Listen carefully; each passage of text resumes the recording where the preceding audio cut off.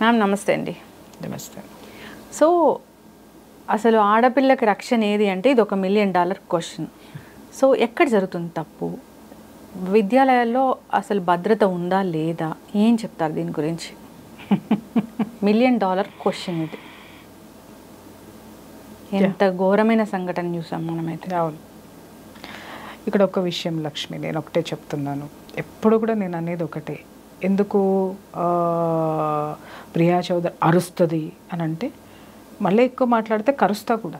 అవును, వాస్తవాలు నాకు తెలుసు కాబట్టి కొన్నిట్లు బయట పెట్టలేక, ఒకవేళ పెట్టిన జనం పట్టించుకోక, నా కళ్ళ ముందు ఎంతమందిని చూస్తున్నానో బలైపోయేటటువంటి వాళ్ళని చూసిన ఆవేదన నేను ఎక్కడ నేను వ్యక్తపరచాలి? ఎక్కడ వ్యక్తపరచాలి? జనం ముందే కదా. జనం ముందుగా ఎవరికి చెప్పాలి? గోడలకు చెప్పాలా నేను, లేకపోతే ఇంకెవరికైనా చెప్పాలా?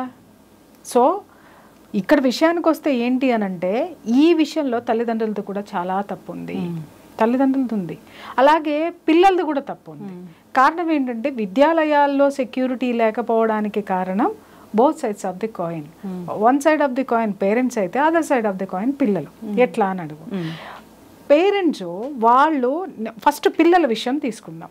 పేరెంట్స్ ఎంతో కష్టపడి రూపాయి కూడబెట్టుకొని వాళ్ళు ఎన్నో త్యాగాలు చేసి, లేకపోతే వాళ్ళు అసలు పిల్లల కోసమే అని ఎంత ఏది చేసైనా సరే సంపాదించి నా బిడ్డల్ని ఒక దారిలో పెట్టాలి అనుకొని ఆ సంపాదన పంపిస్తూ ఉంటే, ఈ పిల్లలు ఎక్కడికి వాళ్ళ ప్లేస్ని వదిలి ఎంత దూరమో, ఎక్కడ క్వాలిటీ ఎడ్యుకేషన్ ఉందో, లేకపోతే ఎక్కడ చదివితే మా పిల్లలకు ఒక మంచి కెరీర్ ఉంటుందో అని బిడ్డల్ని నమ్మి పంపిస్తున్నారు పేరెంట్స్. పంపిస్తున్నప్పుడు బిడ్డలు చేయాల్సిన పని ఏంటి? చదువుకొని ఓ డిగ్రీ సర్టిఫికెట్ చేతిలో పట్టుకొని హ్యాపీగా ఇంటికి వెళ్ళి తల్లిదండ్రులు చూపించిన పిల్లోనో లేదు అని అంటే, వాళ్ళు ఆ ఒక స్థితికి వచ్చిన తర్వాత వాళ్ళకి నచ్చిన వాళ్ళను పెళ్లి చేసుకొని స్థిరపడి జీవితంలో ఏమనుకుంటే ఆ లక్ష్యాలు సాధించుకుంటూ వెళ్ళాలి. ఇక్కడ ఏమవుతుంది, ఎప్పుడైతే తల్లిదండ్రులు ఎంత నమ్మకంగా ఆడపిల్లల్ని గడప దాటి పంపిస్తారో, నిజంగా ఇవాళ మీరు ఒక్కసారి వచ్చి హైదరాబాద్ మొత్తంలో లేదా వైజాగ్, హైదరాబాద్ మెట్రోపాలిటన్ సిటీస్లో చూడండి, ఎడ్యుకేషనల్ సెంటర్స్ దగ్గర చూడండి, అదేంటి హాస్టల్స్ దగ్గర చూడండి, ప్రతి ఒక్క లేడీస్ హాస్టల్ నిండా గుంపులు మగ పిల్లలు ఉంటారు. అబ్బో, ఆ గల్లీలోకి వెళ్తే గల్లీలు చూడండి, ఎక్కడన్నా మనం ఒక్కసారి చూసామనంటే ఏ గల్లీలోనైనా ఒక ఆడ మగ ఒక 2-3 జంటలు కూర్చున్నాయంటే నువ్వు ఈజీగా పసిగట్టచ్చు ఈ చుట్టుపక్కల లేడీస్ హాస్టల్ ఉందని. అంటే అంత అనైతికమైనటువంటి చర్యలు నేను ఎన్ని చూస్తున్నానో పొద్దున్నే లెగిస్తే ఎంత బాధ అనిపిస్తుందో నాకు నేను చెప్పలేను. వీళ్ళని చదువుకోండానో లేకపోతే అదేంటి ఉద్యోగాలు సంపాదించుకోండానో అని ఇక్కడికి పంపిస్తే, ఆ అమ్మ వచ్చేటప్పుడు ఎంత అమాయకంగా వస్తుందో, వచ్చిన 3వ రోజు చూస్తే నేను నోరుదే, ఎందుకంటే నా చుట్టూ అవే లేడీస్ హాస్టల్సే. వచ్చేటప్పుడు చాలా పద్ధతిగా చాలా దీని కింద వస్తారు.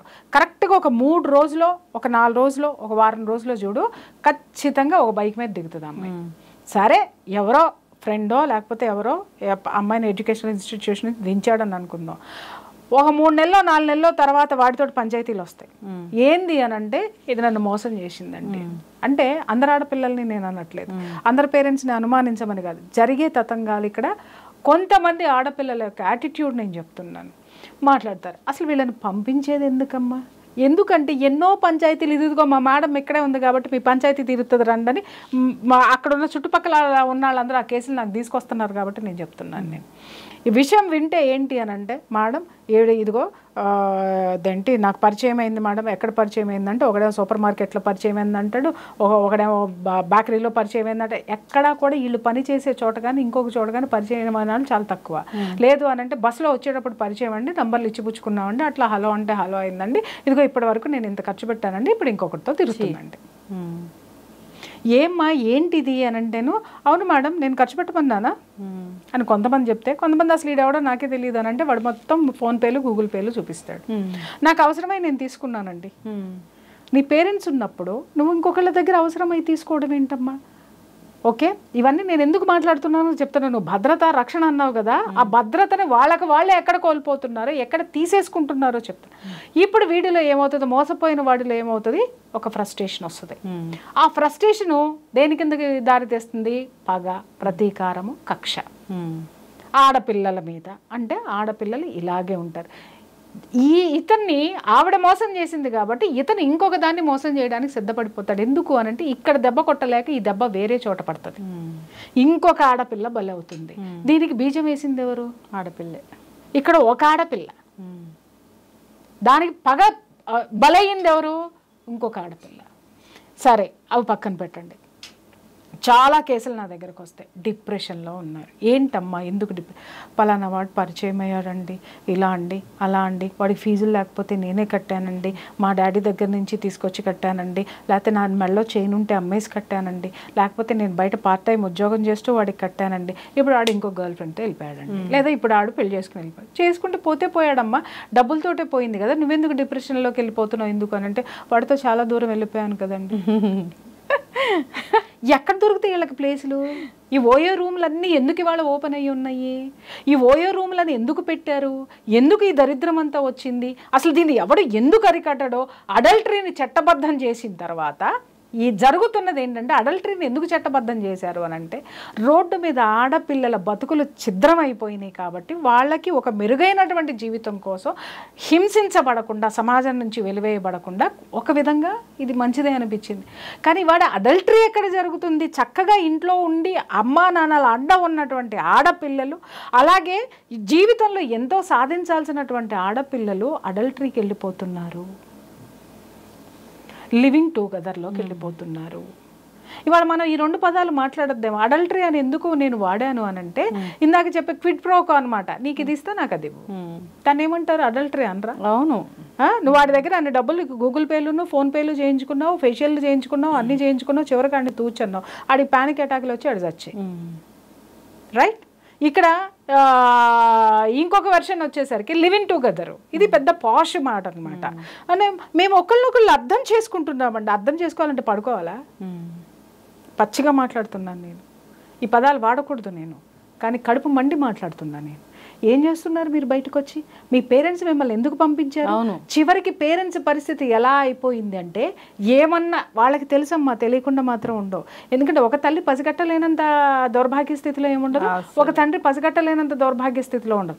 కొంతమంది పేరెంట్స్ నా దగ్గర వాపోతారు, మేడం అలా కాదు, పిల్లలు కదా, మా పిల్లలు తప్పు చేయరు, మేము బాగా పెంచామండి, కానీ ఇలా చేశారండి. అంటే నువ్వు బాగా పెంచితే వాళ్ళు ఎందుకు అట్ట తయారయ్యారు?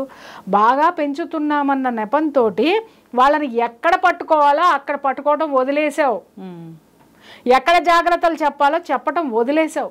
నీ అమితమైనటువంటి ఆ దిక్కుమాలినటువంటి ప్రేమతోటి నా పిల్లలు బాగా ఉండాలి అని చెప్పేసి అని నువ్వు ఒక చోట నుంచి ఒక చోటకి బతకడానికి వచ్చి, లేదా ఒక చోట నువ్వు బతుకు తెరువు కోసం సంపాదించిందంతా వాళ్ళ మీదే పెట్టి అతి ప్రేమతోటి వాళ్ళకి ఆ అలవిమాలిన స్వేచ్ఛను నువ్వు ఇచ్చి బయటికి పంపించావు.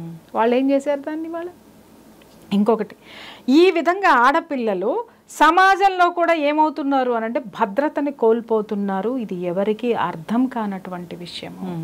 ఇవాళ ఈ అమ్మాయి టార్గెట్ అయ్యింది అని అంటే, సరే అమ్మాయి ఎక్కడో చోట భంగపడింది అనుకుందాం, లేదా వీడిని చీట్ చేసింది, ఇంకొకటి దగ్గరికి వెళ్ళింది, వాడు బాగున్నాడు, వాడిని పెళ్లి చేసుకుంది, అన్నీ బాగానే ఉంది, ఇద్దరు పిల్లల్ని కంది, తర్వాత మళ్ళీ కేసు వస్తుంది. ఏందమ్మా అన్న, మేడం ఈ మధ్యనే బయటపడినాయండి, ఆవిడ ఫేస్బుక్లో ఆటలో వీటిలో అని ఈ పెద్ద మనిషి చెప్తూ ఉంటాడు. అదేంట్రా పెళ్ళికి ముందు ఎతకలేదా అని అంటే, పెళ్ళికి ముందు ఎతకలేదండి, నేను నమ్మాను ఆవిడ్ని. మరి ఇప్పుడు ఎందుకు ఎతికావు అని అంటే, ఆవిడ ద్వారా డౌట్ వచ్చిందండి. ఎందుకంటే పెళ్ళి ఇద్దరు పిల్లలు పుట్టిన తర్వాత ఈడికి దీని మీద మోసిపోతుంది, ఇంకో దాని మీద మోసి వచ్చేసరికి ఇదేంటి అనేది దీని చరిత్ర వాడు బయటికి తీస్తాడు. అప్పుడు ఫేస్బుక్లు వస్తాయి. అంతకుముందు ఫేస్బుక్లు తెలియవా? తెలుసు. తెలియవని తెలియకుండా ఉన్న దాన్ని ఏమంటారు, అంత ప్రవరాఖ్యులు ఇక్కడ ఎవరు లేడు. వాడికి అన్నీ తెలుసు. కాకపోతే ఏంటంటే అదేదో ఒక విధంగా వాడి జీవితంలో ఫైనాన్షియల్గానో ఇంకో విధంగానో అది బాగుంటుంది కదా, ఆ స్థితి వరకు దాని అవసరం ఉంది కాబట్టి వాడు పెళ్లి చేసుకున్నాడు. ఆ అవసరం తీరిపోయిన తర్వాత, లేకపోతే ఆ కుతి తీరిపోయిన తర్వాత ఏం తెలుస్తుంది అని అంటే, దాన్ని వదిలించుకోవాలంటే దాని గతంలోకి వెళ్ళాలి. ఎందుకంటే దాని గతం గురించి వీడికి మొత్తం తెలుసు. అక్కడ ఏమైంది? అక్కడ టార్గెట్ చేయబడింది ఎవరు? ఆడపిల్లే. అవును. ఇక్కడ చాలామంది మాట్లాడుతూ ఉంటారు, ఆడపిల్లలు మోసం చేస్తున్నారండి, మోసం. ఇక్కడ ఆడపిల్లలకు అర్థం కాని విషయం ఏంటంటే, మోసం చేసిన ఏ ఆడది మనశ్శాంతిగా లేదు. అది కూడా చెప్తాను నేను.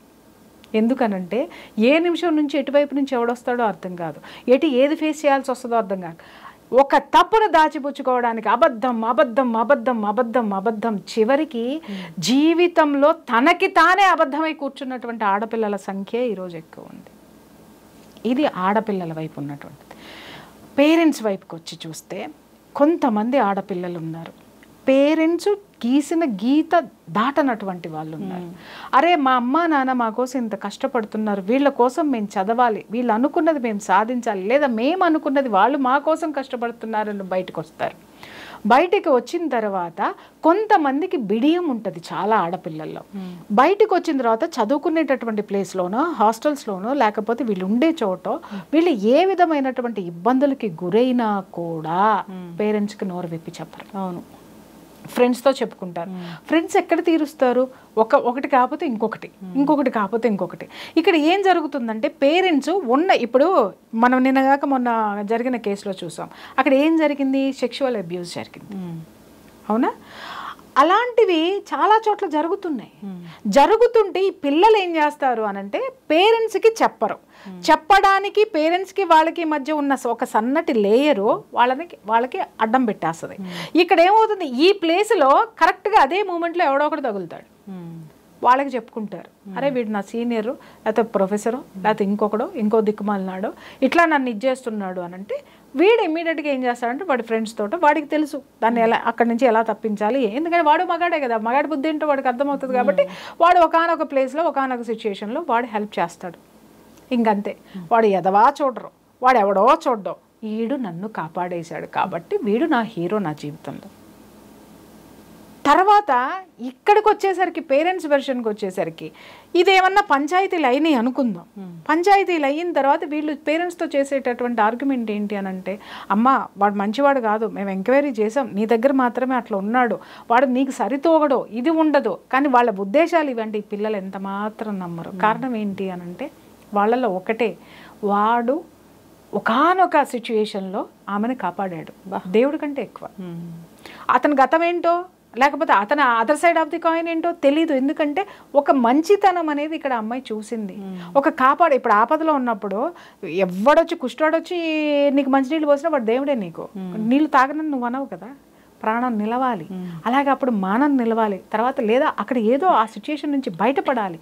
అప్పుడు ఎవరైతే వచ్చి కాపాడేస్తాడో వాడు హీరో. ఇంకా వాడేం చేస్తాడు, ఆ పిక్చర్నే ఇచ్చుకుంటూ పోతాడు, అదే పిక్చర్ ఇచ్చుకుంటూ పోతాడు. మనం ఎంత చెప్పినా ఆడపిల్లలు వినరంటే వినరు.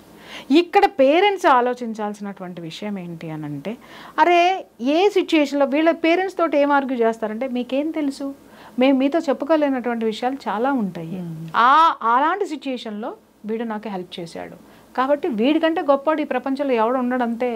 మీరు తీసుకొచ్చి చేసేవాడు ఎవడైనా మమ్మల్ని ఆదుకుంటాడని మాకేంటి గ్యారంటీ అంటాడు. ఎందుకంటే గ్యారంటీ ఇక్కడ చూశారు కాబట్టి. పేరెంట్స్ ఏం చూస్తారు, భవిష్యత్తు గ్యారంటీ చూస్తారు, సిచ్యుయేషన్స్ గ్యారంటీ చూడరు. భవిష్యత్తులో నా పిల్ల ఆర్థికంగా కానీ లేకపోతే ఇంకొక విధంగా కానీ ఫైనాన్షియల్ పరంగా కానీ కుటుంబ పరంగా కానీ సామాజిక పరంగా కానీ ఎంత స్ట్రాంగ్గా ఉన్న ఫ్యామిలీకి ఇస్తే ఎంత స్ట్రాంగ్గా ఉంటుంది అనేటటువంటి స్థితిగతుల్ని భవిష్యత్తు వీళ్ళు చూస్తారు. వాళ్ళేంటి పాస్ట్లో వాడు ఏమి ఆదుకున్నాడో దాన్నే భవిష్యత్తుకి నడిపిద్దామని చూస్తారు. ఎప్పటికప్పుడు ఇలాంటి వ్యవహారాలు మీ జీవితంలోకి రావు. హీరోలాగా అతను వచ్చి కాపాడను. ఒకే ఒక ఇన్సిడెంట్స్ వాళ్ళని వీళ్ళని అటాచ్ చేసి అవతల పడేస్తాయి. ఇదే పిల్లలు, ఇలాంటి పిల్లలు ఏం చేస్తారు, సరే ఎవరు రాలేదు, ఎవరు కాపాడే వాళ్ళు ఎవరు లేరు, చేతులు ఎత్తేసారు.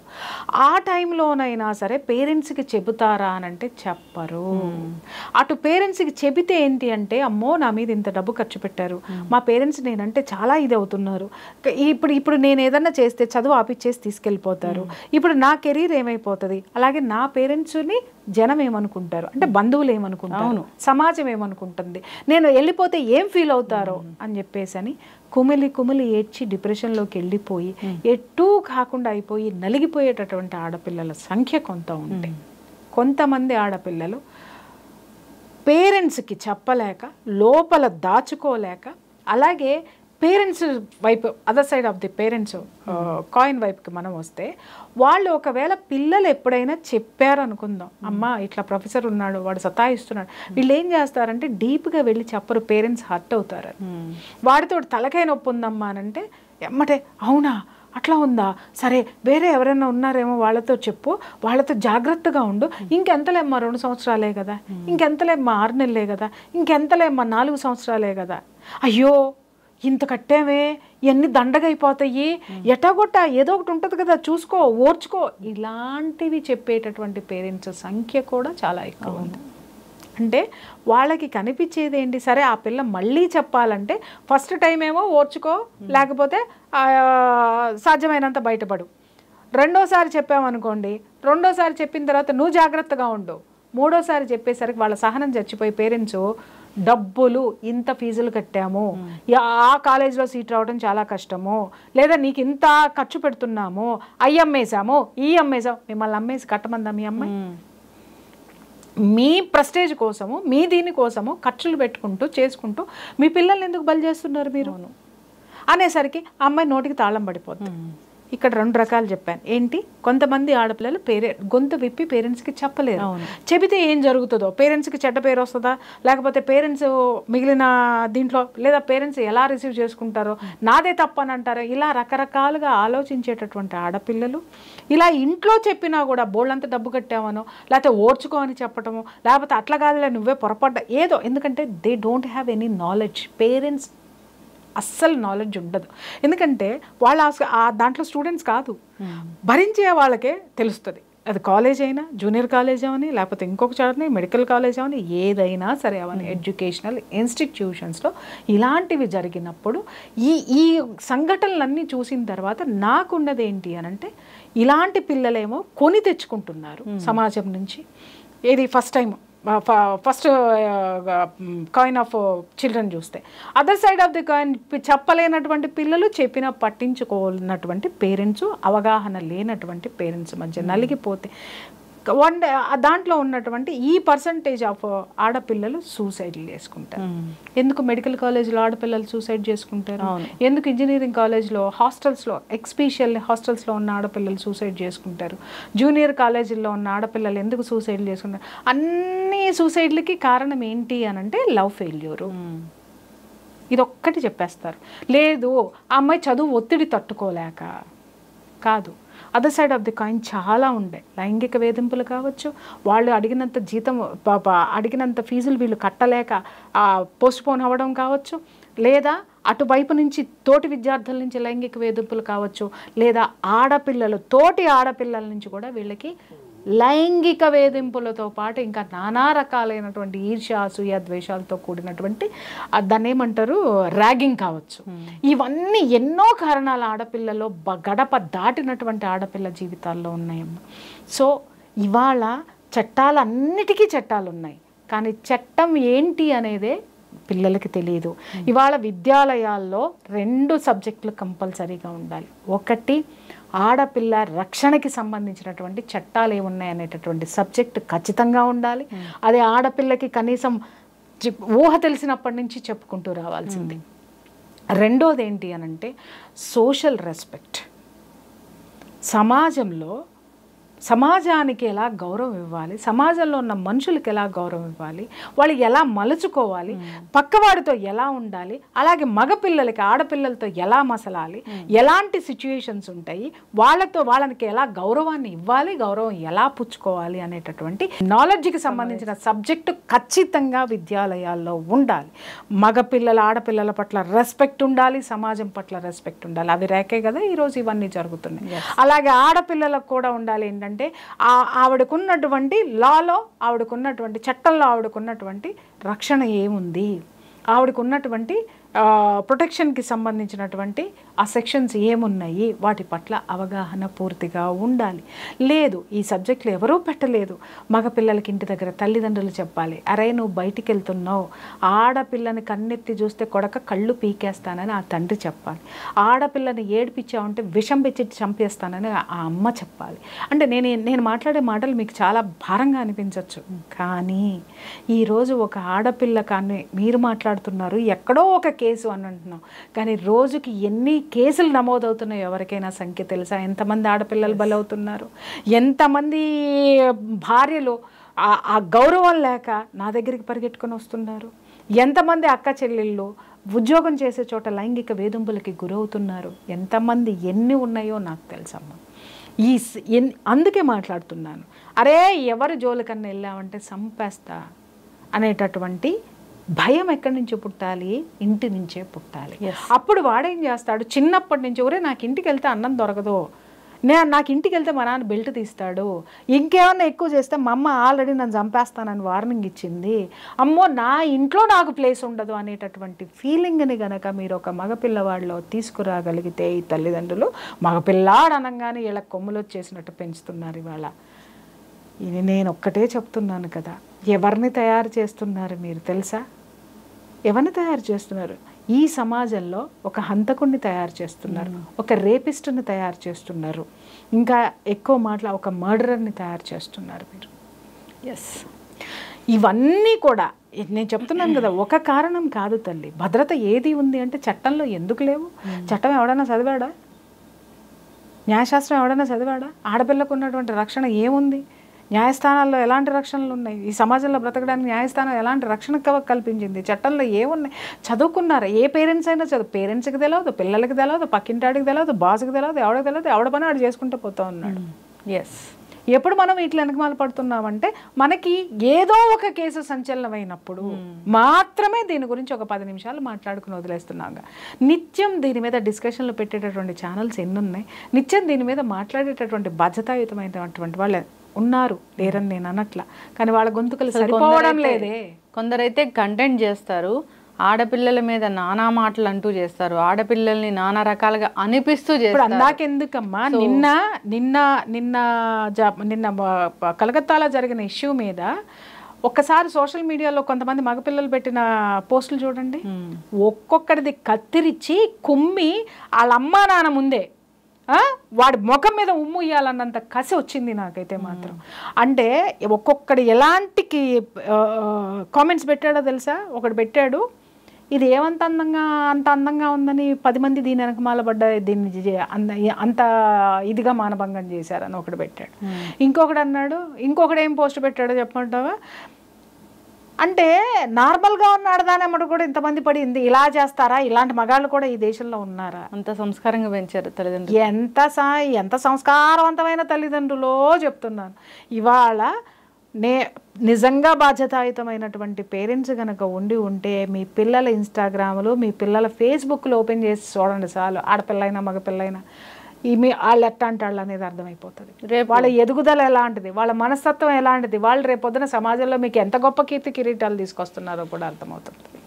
ఈ కామెంట్స్ పెట్టే వాళ్ళు నిజంగా ముందు పేరెంట్స్ బాధ్యతారాహిత్యంగా ఉన్నారు. ఎక్కడ పిల్లల్ని పెంచడంలో మాత్రమే కాదు, సమాజంలో జరిగేటటువంటి ఇలాంటి నేరాల్ని ప్రతిఘటించడంలో కూడా బాధ్యతారాహిత్యంగానే ఉన్నారు. నాదేం పోయిందిలే, అడో ఒకడు స్కూటర్ మీద పోతూ ఉంటాడు, పక్కన ఏదైనా జరిగితే మా పిల్లల్ని తొందరగా స్కూల్కి తీసుకెళ్లాలంటాడు, కానీ యాక్సిడెంట్ అయి పడిపోతున్నాడు, కనీసం అంబులెన్స్కి కూడా ఎవడో ఫోన్ చేయనటువంటి బాధ్యతారాహిత్యమైనటువంటి సమాజంలో ఇవాళ మనం లేవా? ఖచ్చితంగా. భద్రత అంటే భద్రత మన దగ్గరే ఉంది, కానీ దానికి ఏం చేసామో, భద్రతను ఏం చేసామో మనం గాలికి వదిలేసాము.